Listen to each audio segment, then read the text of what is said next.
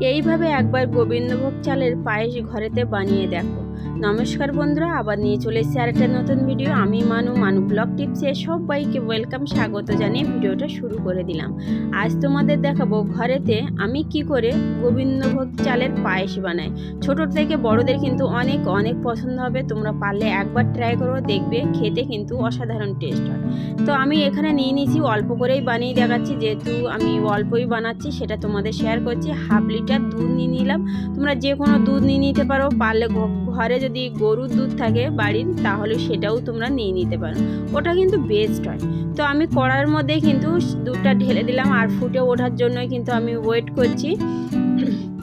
তো বন্ধুরা, আমার ভিডিওটা যদি তোমাদের একটু ভালো লাগে আমাকে কিন্তু অবশ্যই কমেন্ট করে জানাবে।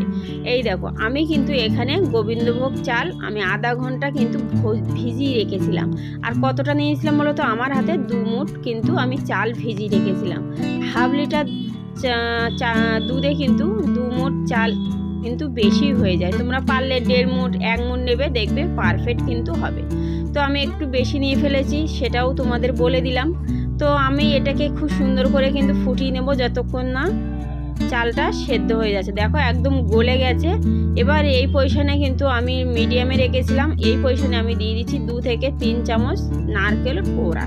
এটা অপশনাল, অনেকেরই কিন্তু পছন্দ হয়, অনেকেরই পছন্দ হয় না, কিন্তু দিলে কিন্তু স্বাদটা অনেকটা ভালো লাগে, গালে একটু একটু লাগে, বেশ ভালোই লাগে খেতে পায়েসটা।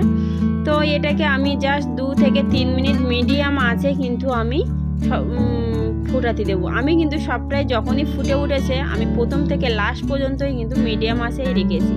তো 2 থেকে 3 মিনিট বাদেই কিন্তু হাফ কাপের একটুখানি চিনি কম দিয়ে দিলাম। এটাকে আমি কিছুক্ষণের জন্য ফুটতে দেবো। ফোটানোর পরে আমি দিয়ে দেবো এর মধ্যে সব থেকে টেস্ট আনার জিনিস, যেটা আমরা অনেকেই জানি না যে পায়েসে কি দিলে সব থেকে বেশি টেস্ট হয়, সেটা হলো কনডেন্স মিল্ক। তোমরা দেখে নাও, এটা হচ্ছে মিঠাই মিল্ক বলে, কনডেন্স মিল্কও বলে। তোমরা ভালোভাবে দেখে নাও, এটা যে কোনো মুদিখানায় পাওয়া যায়, আর যদিও না পায় তোমরা অনলাইনে অর্ডার করে নিতে পারো। খুব সুন্দর হয় টেস্ট, যেই খাবে সেই বলবে যে পায়েসটা কিন্তু অসাধারণ হয়েছে। সেটাও আমি 2 থেকে 3 চামচ দিয়ে দিয়েছি। দেওয়ার পরে আমি কিছু ড্রাই ফ্রুট দিয়ে দিয়েছিলাম, যেটা হচ্ছে বাদাম আর কাজু।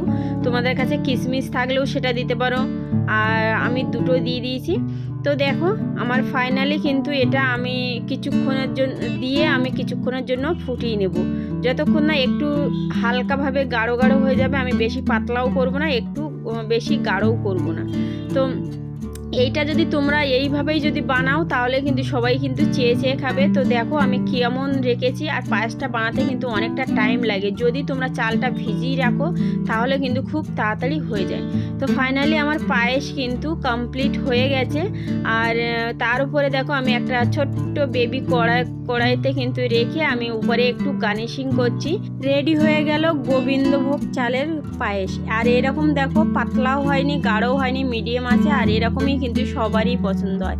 তো আজকের ভিডিওটা তোমাদের কেমন লাগলো প্লিজ কমেন্ট করে জানিও। ভালো লাগলে চ্যানেলটা সাবস্ক্রাইব, লাইক করে আমার পাশে থেকো, আমাকে একটু সাপোর্ট করো আগে যাওয়ার জন্য।